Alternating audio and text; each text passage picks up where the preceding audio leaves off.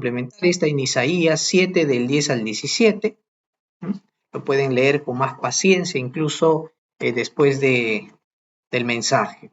Bien, como una breve introducción vamos a ver que durante estas fechas, ¿qué expectativa tiene la gente acerca de Dios, acerca de la Navidad o incluso acerca de sus familias?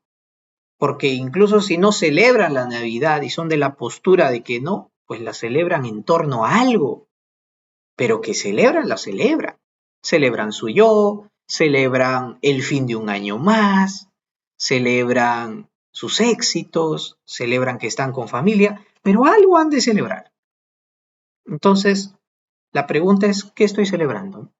Y si no celebro nada, ¿a quién realmente no estoy celebrando? Si realmente Cristo no es el centro de mi vida, entonces yo automáticamente estoy viviendo una vida idólatra. Esa es la verdad. Y es por eso que vamos a ver hoy día tres cosas. Vamos a ver nuestra expectativa en cuanto a la adoración. Vamos a ver también como un segundo punto la resistencia a la adoración y como tercer punto el regocijo en la adoración. ¿De acuerdo? Son tres cositas. ¿De acuerdo? Y he dividido pues en versículos, ¿no? He separado los versículos de Mateo 2 del 1 al 8 para cada punto, ¿no? En este primer punto acerca de la expectativa y la adoración, voy a usar los primeros versículos 1 y 2, que dice, cuando Jesús nació en Belén de Judea, en días de rey Herodes, vinieron del oriente a Jerusalén unos magos, diciendo, ¿dónde está el rey de los judíos que ha nacido? Porque su estrella hemos visto en el oriente y venimos a adorarle. Bien, vamos a comenzar. ¿Tenemos un corazón fervoroso con respecto al día domingo para venir y adorar a nuestro Dios? ¿No? Hace un momento les dije, ¿no?, la expectativa acerca de la Navidad, pero ahora no hablo de la Navidad, ahora hablo del servicio central que rendimos a Dios los domingos. ¿Con qué corazón yo espero el día domingo? ¿Es un domingo más? ¿Es un domingo en donde digo tengo que ir a la iglesia y escucho y está algo bien y ya? Estoy quitándole el mérito y la importancia que la adoración tiene delante de Dios. Cuando pregunto esto a los cristianos van a decir, claro que sí, mi corazón está expectante, yo deseo saber el día domingo cuál es el mensaje que Dios quiere para mí, ¿no? Este día 24, ¿no? Sin embargo, en estos tiempos lo que mucho se ha perdido es justamente esto, la expectativa en la adoración. La expectativa en cuanto a mi fervor al Señor. El Señor desea que venga con un corazón anhelando su palabra, pero muchas iglesias han perdido este fervor, este fuego, por así decirlo, por el Evangelio. Es triste y contradictorio llegar a escuchar que alguien diga, no puedo venir a la iglesia, al culto, porque mi familia vendrá a visitarme para celebrar la Navidad. ¿Verdad que contradictorio? No voy a celebrar la Navidad celebrándola, ¿no? Entonces, es algo que llama mucho la atención y también da mucha ignorancia, porque con seguridad esa familia no celebra la verdadera Navidad, sino un acto idólatra, pues el centro de todo acto de la adoración del cristiano es Cristo mismo. ¿Ya? Sea que uno celebre o no celebre el nacimiento de Jesús en estas fechas, la expectativa de Dios es que tú hagas o no hagas, lo hagas para su gloria. Así es. Eso sí está claro en la palabra. Y durante mucho tiempo, poniéndonos en el contexto de Israel, en el Nuevo Testamento, habían pasado 400 años en donde Dios guardó silencio, ¿no? Desde que acabó el Antiguo Testamento, toda revelación cesó por 400 años y pareciese que durante todo ese tiempo el fervor y la expectativa de Israel por la venida del Mesías se hubiese apagado, se hubiese menguado. Ya Israel estaría carente de fe, porque lo que destacaba Israel era justamente la fe en el Mesías Salvador que vendría. Sin embargo, como esta promesa no está basada en la expectativa de los hombres, ¿no? Ni en la emoción fervorosa de los hombres, sino en la palabra viva y poderosa de Dios, aunque pase el cielo y la tierra, sus promesas, su palabra jamás pasarán, sino que llegado el momento, con eficacia, lo que hará su palabra es llamar a aquellos en el mundo que Dios ha guardado por la palabra sus corazones y los traerá hacia Él con gran presteza para que ellos adoren. Y esto ocurrió. Muy pocos fueron los testigos del nacimiento de Jesús, pero a esos pocos Dios llamó para que lo adoraran. Hemos leído también que en Mateo se habla de la venida de los magos de Oriente, ¿verdad? Y qué expectativa pues tenían ellos, ¿no? Ellos viajaban de Oriente a Jerusalén, ¿no? Al palacio, ¿no? La expectativa era encontrar al Mesías en el palacio. Por eso ven el texto que dice que cuando llegan a Jerusalén, dice, ¿dónde está el rey de los judíos que ha nacido? Pero sabíamos que Jesús no estaba en Jerusalén, él estaba en Belén. Entonces, vaya sorpresa, al conocer que Dios no escogió que el Cristo viniese y naciese en un palacio, sino en una humilde aldea de Belén. Esto nos enseña mucho. Primero, que nuestra adoración no debe ser guiada desde mi expectativa condicionada por mis emociones, por mis intereses, por mi parecer, sino desde la expectativa que Dios pide que tú debes tener, es decir, desde su palabra. Miqueas 6:8 dice, recordando, porque Miqueas es el que también habla acerca de que nacerá en Belén el Salvador. Miqueas en 6:8 dijo, hombre, el Señor te ha dado a conocer lo que es bueno, lo que Él espera de ti, y que no es otra cosa que hacer justicia, amar la misericordia y humillarte ante tu Dios. Y claramente el Señor Jesús, al nacer en Belén, al vivir como vivió, es la evidencia viva de que Dios mostró justicia, misericordia y humildad. Él nos da el ejemplo para que sigamos sus pisadas. Ahora, los sabios no pusieron sus expectativas en un Cristo caudillo como lo tenían los judíos, porque si no, pues hubieran desistido, ¿verdad? Se hubieran derrumbado totalmente cuando se dieron cuenta que no estaba ahí. Entonces, no pongamos nuestra esperanza en la posición, dinero o bienes, sino en la esperanza en la persona de Jesús, que nos va a dar una nueva vida por su venida y su obra salvadora. ¿Quieres mantenerte expectante a las obras de Dios? ¿Quieres realmente decir, Señor, venir y decirle, Señor, yo quiero ver lo que tú has preparado, qué cambios harás en mi vida? Primero, tienes que avivar el fuego del don de Dios puesto en ti. Es lo que le dijo Pablo a su discípulo Timoteo. Procura primero avivar lo que lo que puede que pierdas. Entonces, hemos hablado de la expectativa durante 400 años, el descuido del pueblo, y es por eso que debemos de avivar lo que el Señor ha puesto en nosotros. ¿Por qué? Porque el fuego del don de Dios es para servicio en el ministerio, para la obra de Dios, y justamente para ser útil a la obra del Señor, tenemos que guardar nuestro corazón. No caigas en la religiosidad, no caigas en un estilo de vida sin amor, que no parta del amor de Cristo y tampoco lo lleves como si fuese un acto legal, es decir, una carga con la que tengas que lidiar. ¿No? Mi vida de fe es una carga. Que no llegues a ese estado. ¿Qué debemos de hacer? Primero, examínate. Segundo, acércate al Señor, habiéndote examinado sinceramente. Acércate al Señor y pídele que el Señor te ilumine, te abra los ojos espirituales, el entendimiento hacia su verdad, y pídele que te llene de su Espíritu Santo. Reconoce que si hay pensamientos de mentira, de desánimo, que te alejan de Dios, esos no son netamente de ti, sino es la mentira de Satanás.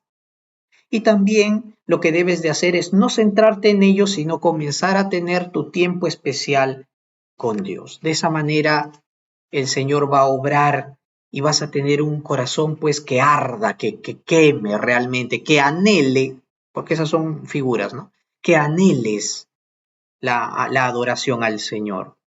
Entonces, que la expectativa no esté en qué bien saldrá mi reunión con mi familia el día de hoy, ni la rica comida que se preparará esta noche, ni los regalos que recibiré, porque ese es el enfoque incorrecto, que solo nos llevará a un cambio temporal. La reunión, vamos a estar jijiji, jajaja, qué bonito, pero es algo temporal. De ahí todo el año van a estar con peleas y quejas familiares. De igual manera el regalo es un símbolo, sin embargo, no expresa realmente todo el amor que puede sentir un familiar por otro, más que sus acciones, ¿verdad?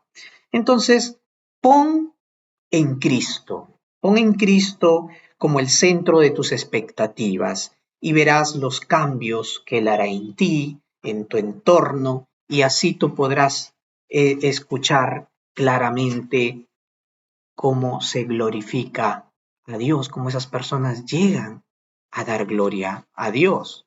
¿Mm? En Lucas está que dice, ¿no? Gloria a Dios en las alturas, ¿no? Paz, buena voluntad a los que gozan de su favor. Esa alabanza, ¿no? Bien bonito. Dentro de este punto también quiero hablar un poco acerca ya he hablado acerca de la expectativa, pero acerca también de lo que mostraron los magos. Ellos mostraron la fe que nos mantiene firmes en la esperanza. Y vamos al hecho de la palabra magos primero. La palabra magos es la transliteración del vocablo griego magos. O sea, en griego la palabra magos es magos. ¿Ya? Pero se les llamaba magos en la antigüedad, ¿no? A los sabios, a los maestros, a los astrólogos, a los intérpretes de sueños, a los adivinos, ¿no? A los que servían en la corte de los reyes. A ellos se les llamaba magos, ¿no?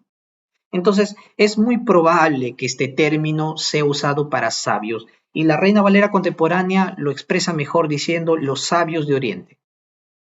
¿Ya? Reina Valera 60 dice los magos. ¿Ya? Entonces, no se sabe de dónde exactamente vinieron estos magos de Oriente. Es posible que fuesen de Babilonia, de caldeos, ¿verdad? O posiblemente de Persia. Otros dicen que es posible que vinieron de Arabia. No se sabe con certeza. Pero lo que sí se sabe es que ellos estaban a la expectativa de la señal de la promesa de Dios. Ellos sí guardaron en su corazón esa promesa, más que los propios israelitas. Entonces, cuando ellos, y ellos salen, ¿no? El viaje es largo. Algunos dicen que duró más de un mes el viaje. Otros dicen que hasta 40 días de viaje a camello. ¿Lo haríamos? Bueno, ahora en estos tiempos el transporte es diferente, ¿verdad? Pero ellos, al salir, de verdad, eso me hace recordar a Abraham, ¿eh? Es una salida de fe. Porque, ¿cómo podrían ellos estar seguros que al final de su viaje y tras varios percances encontrarían al Hijo de Dios al final de la estrella? ¿Acaso no habrían lidiado con sus desánimos, con tentaciones, con peligros en el camino, con muchos obstáculos? ¿Qué les hizo superar estas cosas? Tendrían fe. Ahí está. Pienso que la fe en Dios los guardó durante todo el camino de desistir. La fe los mantuvo firmes en la esperanza. Y como la esperanza es algo que obtienes en el futuro, y el futuro para nosotros es desconocido, para ello necesitamos la fe, pues. Porque Dios, mediante la fe, nos asegura lo que Él va a hacer en el futuro.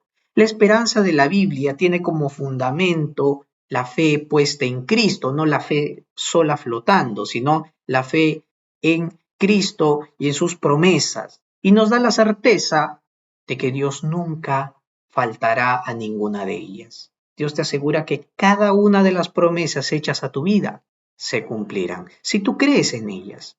Dios es infalible, es uno de sus atributos, Dios es fiel. Todas las promesas de Dios vemos que se encuentran en el máximo cumplimiento en la persona de Jesucristo. Él es nuestra esperanza, tanto presente como futura. Ahora, los magos tuvieron una señal, y esa señal fue un llamado a la adoración. Inmediatamente vieron la estrella, partieron para adorarle. Ellos dijeron, desde Oriente hemos visto su estrella y venimos a adorarle. Eso fue lo que dijeron. No hemos venido a hacer tour, no hemos venido a conocer qué bonito el palacio, hacer turismo, no. Vemos aquí la mano poderosa de Dios, hermanos. Dios moviendo el cosmos, el mundo a su favor, en favor de un mundo que no lo merece. Dios mueve las estrellas, movió esta estrella para guiarlos hasta su llegada. Movió el mundo. En aquella época movió el imperio romano para que se hiciese un censo y que todos volvieran a sus tierras para llevar a cabo su plan a través de una familia de 3, por 3 personitas. Entonces, imagínense, Dios sigue haciendo esto hoy para cada cristiano. Y quizá me digas, no, pero esto lo hizo porque Jesús iba a nacer, pues. Entonces yo te pregunto, ¿no está Jesús contigo hoy? Y si eres discípulo de Jesús, ¿puedes imaginar lo que Dios está moviendo en el mundo para que tú puedas darlo a conocer a otros? En estos tiempos ya no hay una estrella pues que brille en los cielos que te indique, mira, es Jesús, ¿no? Lo puedes encontrar. Sino la predicación del Evangelio. Al igual que esta estrella, todos escucharán el Evangelio. Todos verán y darán testimonio de ello, de haberlo creído o de haberlo rechazado. Y aquellos que lo siguen hasta el final se maravillarán, como lo hicieron los sabios al encontrar a Jesús, porque tendrás un encuentro personal con Él. Por eso, esperemos que la gente no tarde más, que escuche la voz del Señor, que escuche la predicación del Evangelio, que respondan con certeza a Él, que se congreguen.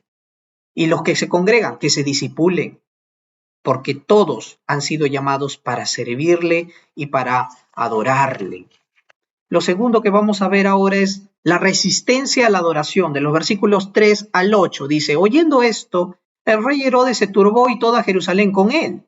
Convocados todos los principales sacerdotes y los escribas del pueblo, les preguntó dónde había de nacer el Cristo. Ellos le dijeron en Belén de Judea, porque así está escrito por el profeta, y tú, Belén, de la tierra de Judá, no eres la más pequeña entre las príncipes de Judá, porque de ti saldrá un guiador que apacentará a mi pueblo Israel. Entonces Herodes, llamando en secreto a los magos, indagó de ellos diligentemente el tiempo de la aparición de la estrella.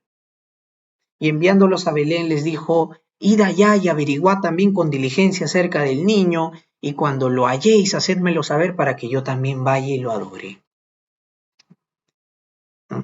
Compartiendo un devocional familiar, justamente tocó leer este texto, ¿no? Parte de este texto. Y lo que vamos a ver acá es la actitud de la hipocresía y el desinterés en la adoración. Tenemos acá a Herodes, que ve a Jesús como una amenaza en contra de su reinado. Por lo que la primera postura que hace es comportarse de manera hipócrita con los sabios. Dice, ¿no? ¿Para qué? Para averiguar dónde está el Mesías. Por otro lado, vemos a los sacerdotes y a los escribas que, viendo la estrella y entendiendo los tiempos del nacimiento del Mesías, se portan con escepticismo e indiferencia. Qué irónico, ¿verdad? Qué curioso este cuadro. Herodes, un incrédulo, mostrando más interés en esto que los propios sacerdotes y escribas. Por un lado, vamos a ver un poquito de Herodes. Herodes era Herodes el Grande, ¿ya? Era idumeo, ¿no? Del linaje de Saúl. Bien, y él había logrado en el Senado romano que le diesen la autoridad bajo el gobierno de Judea. Entonces, desde ese momento, él pues fue un rey sanguinario, un rey que aplacaba todas las cosas subversivas en el territorio que le habían puesto, ¿no? Él no dudaba en quitar de su camino a cualquiera que le estorbara. Se le conoce también históricamente que no tuvo ni siquiera reparos con su propia familia. Él mató a su segunda esposa, a su suegra, a sus 2 hijos. Para él, esta amenaza del rey esperado lo llevó posiblemente a pensar esto, ¿no? Solo yo seré el rey. O sea, eso es lo que cualquiera, ¿no? Pensaría cuando le amenazan el puesto, ¿no? Solo yo debo ser el rey. Entonces, él planeaba despojar totalmente de cualquier amenaza. Por otro lado, vemos a los sacerdotes, y en aquella época se mencionan a los sumos sacerdotes Anás y Caifás, pero también nos dice que habían los escribas, ¿verdad? Que en aquel tiempo estaban más preocupados por cuidar sus posiciones religiosas, su fama religiosa, su poder político, sus ingresos económicos, que en lugar de guiar al pueblo a andar en los caminos de Dios. Su interés era más material.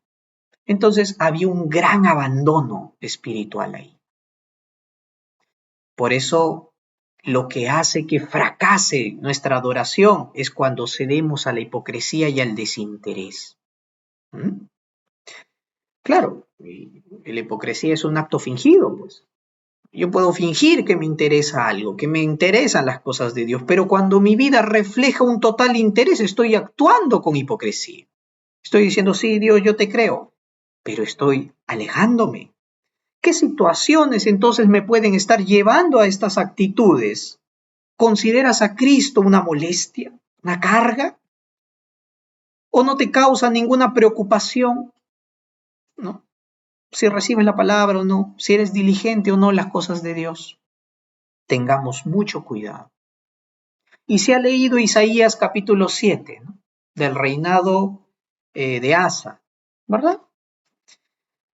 Y aquí Asa justamente muestra estas 2 cosas, estas 2 actitudes, para cuando Isaías, el profeta, proclama la palabra de Emmanuel. Asa estaba en una gran crisis, iba a ser invadido, iba a ser asesinado. Y es ahí donde el profeta Isaías le dice, clama al Señor, ora a Dios, pídele una señal. Tú eres el rey de Israel. Arrepiéntete, vuélvete al Señor. Y Asa dice, no, yo no quiero clamar al Señor, no quiero tentar a Dios. Y esa era una actitud fingida, era una actitud hipócrita.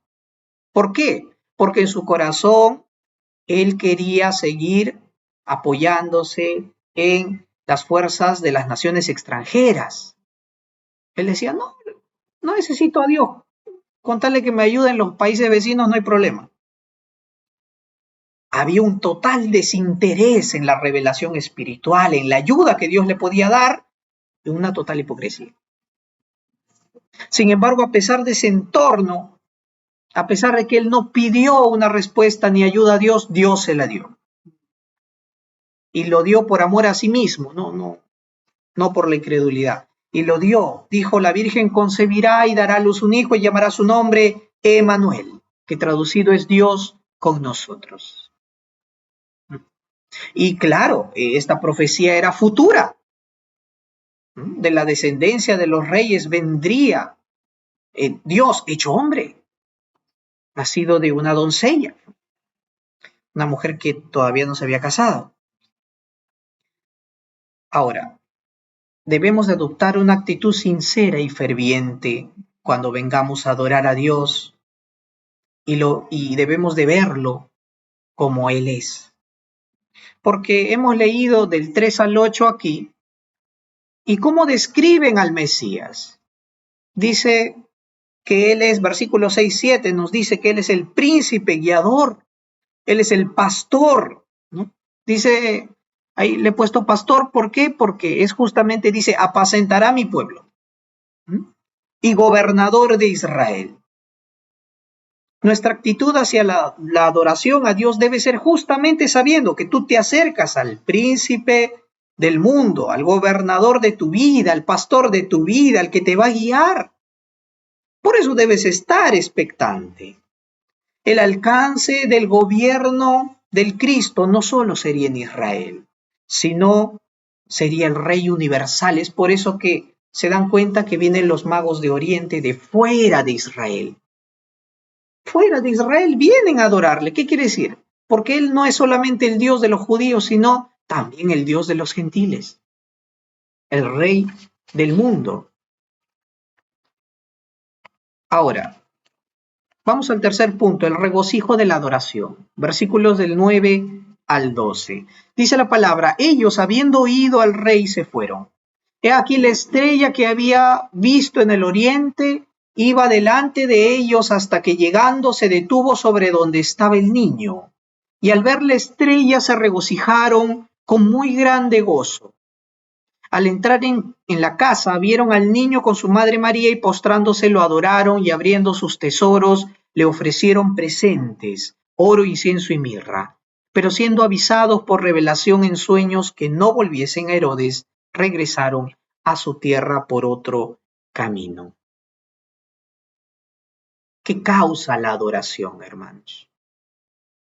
El resultado de venir y adorar al Señor, sin importar si estamos en situaciones difíciles, nos trae gran gozo, gran regocijo, como dice, ¿no? Regocijo es una alegría grande. Entonces, para cuando los reyes, ¿no? Estos llegan a Belén, los sabios, ya había transcurrido un mes del nacimiento de Jesús. Ya él ya no estaba en un pesebre, obviamente, eso se dio por las circunstancias apremiantes, pero él ya de ahí se movieron a una casa. Un mes después de nacido, llegan los sabios de Oriente a adorarlo. Entonces, la Navidad, hermanos, lo que debe de recordarnos más que cualquier otra cosa es que Dios escogió venir a salvarnos, que Él escogió venir de una nacionalidad israelita, de Judá, que escogió tener parientes terrenales y que vivió una vida en justicia y en santidad, y que Él nos ha abierto su gracia a todos los que le creen. Es un gran regocijo saber que alguien, ¿no?, vino a salvarme a mí, alguien que nunca lo pidió.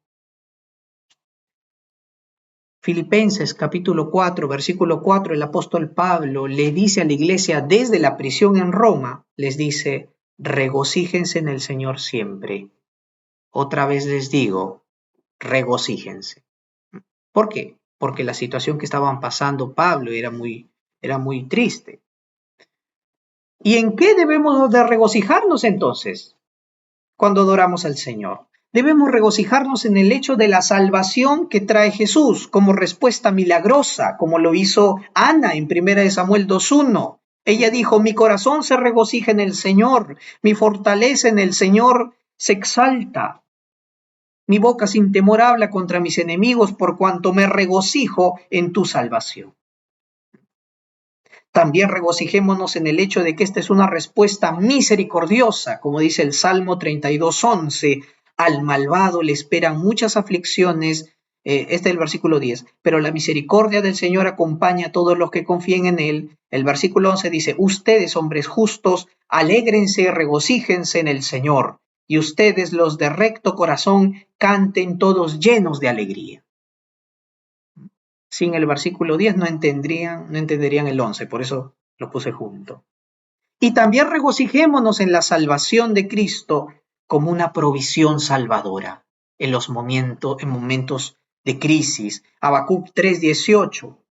Habacuc dijo, me regocijaré en el Dios de mi salvación. Así no haya uvas en el viñedo, así no haya vaca o bueyes en los corrales, así falte el olivo, ¿no? El fruto del olivo, con todo yo me regocijaré en el Dios de mi salvación. También regocijémonos en su palabra poderosa, tal y como lo dice Hechos 16:34. ¿Se acuerdan cuando Pablo predica en la ciudad de Filipos y llega a conocer al carcelero, ¿no? Con Silas? Dice, llevándolos a su hogar, les dio de comer y se regocijó grandemente por haber creído en Dios con todos los suyos. El regocijo del carcelero fue el regocijo de todos por haber creído en el mensaje salvador. También regocijémonos por causa de la iglesia, la comunidad de fe. Nosotros, hermanos, somos la comunidad de la nueva humanidad, hecha por Dios. Somos el gozo de la tierra, como dice el Salmo 48, versículo 2. Cuando nosotros nos reunimos juntos para cantar, para adorar al Señor, para orar juntos, para ser pastoreados juntos, para escuchar la palabra juntos, hermanos, es un gran regocijo que nuestra alma siente. Y también podemos regocijarnos, como dice, en las tribulaciones. El Señor nos dice que los problemas también podemos regocijarnos. El sufrimiento produce esperanza en nosotros, porque sabemos que el sufrimiento no es el todo de nuestra vida, sino el proceso. ¿De acuerdo? Por eso, incluso en los problemas, Dios no nos deja a la deriva, expuestos hacia el sufrimiento. Claro que padecemos sufrimientos, pero también podemos refugiarnos en el Señor para obtener pronto consuelo. Como dice el Salmo 5:11, pero alégrense todos los que en ti se refugian, para siempre canten con júbilo porque tú los proteges, regocíjense en ti los que aman tu nombre. Vemos ahora la respuesta del creyente ante su Salvador, porque hemos visto esta primera parte y los sabios llegan hasta donde está Jesús, ¿no? Con María y José también. Entonces, y ellos presentan sus tesoros. Uno puede pensar, pero ¿por qué trajeron este tipo de cosas? Oro, incienso, mirra. Claramente, esto era una hermosa confesión de fe, pero a través de sus acciones. No solamente basta el hecho de que tú digas que crees en Dios o que Jesús es tu Señor, sino que lo demuestres. El fruto de tus acciones de fe demuestran lo que tú realmente crees o que lo que dices es verdad. Por eso el oro, el incienso y la mirra apuntaban directamente a la persona de Jesús, a sus oficios. El oro era para los reyes, un regalo destinado a los reyes. Hablaba de la realeza. Jesús es nuestro rey. El incienso. Antes, en la antigüedad, se prendía incienso para los dioses. Muchas culturas lo hacían. En este caso, ellos están diciendo que este rey es Dios. Y la mirra. La mirra era unas hierbas medicinales, un ungüento que se echaba también para embalsar cadáveres, para los muertos. Y con esto, ¿qué nos está diciendo? Que este Dios vino como hombre para morir, para poder morir como hombre. Entonces, esta es una gran confesión, es un gran devocional que ellos hicieron. Jesús nuestro Rey, Dios y hombre. ¿De qué forma nuestros actos, nuestras devociones personales declaran la naturaleza divina y salvadora de nuestro Señor Jesucristo? Es algo que pensar. ¿Cuál es el gran gozo que viene a ti tras rendirle esta adoración con entendimiento? Por último, vemos que los sabios obedecieron a la revelación del Señor. Resulta que ellos iban a retornar a sus países, al oriente, por el mismo camino, pues, ¿no? Porque se acuerdan que Herodes los engañó, ¿no? Fingió, pues, ¿no? Pásenme la voz, ¿no? ¿Dónde está? Para yo también ir a adorarle. Pero dice la palabra de que le reveló en sueños Dios de que no fueran a Herodes, de que se volvieran por otro camino. ¿Qué hubiera pasado si los sabios, ¿no? Se hubieran embotado en su sabiduría, se hubieran creído más sabios que Dios y hubieran dicho, no, pero no pasa nada, yo sé que Herodes es buena gente, me habló bonito, hemos conversado, me parece buena persona, voy a ir a pasarle la voz? ¿Qué hubiera pasado? ¿Qué creen ustedes que hubiera pasado con los sabios? ¿Hubieran muerto? ¿Sí? Ya hemos dicho cómo es Herodes. ¿Ustedes creen que las personas que han rendido adoración a otro que no es él, la va a dejar conmigo? No, claro que Jesús estaría bien, Dios lo libraría, claro, pero ellos morirían por hacer caso omiso a la revelación de Dios. Y es justamente de esa revelación que debemos destacar. Hebreos 1 del 1 al 2 nos dice que Dios reveló su voluntad, su palabra, de muchas maneras en la antigüedad. Lo hizo por visiones, lo hizo por sueños, lo hizo por apariciones, lo hizo de muchas maneras.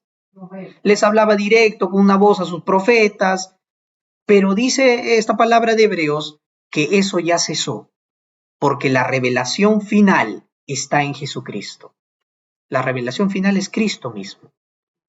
La doctrina del Evangelio ya es el cumplimiento, es todo, lo tenemos ahí ya.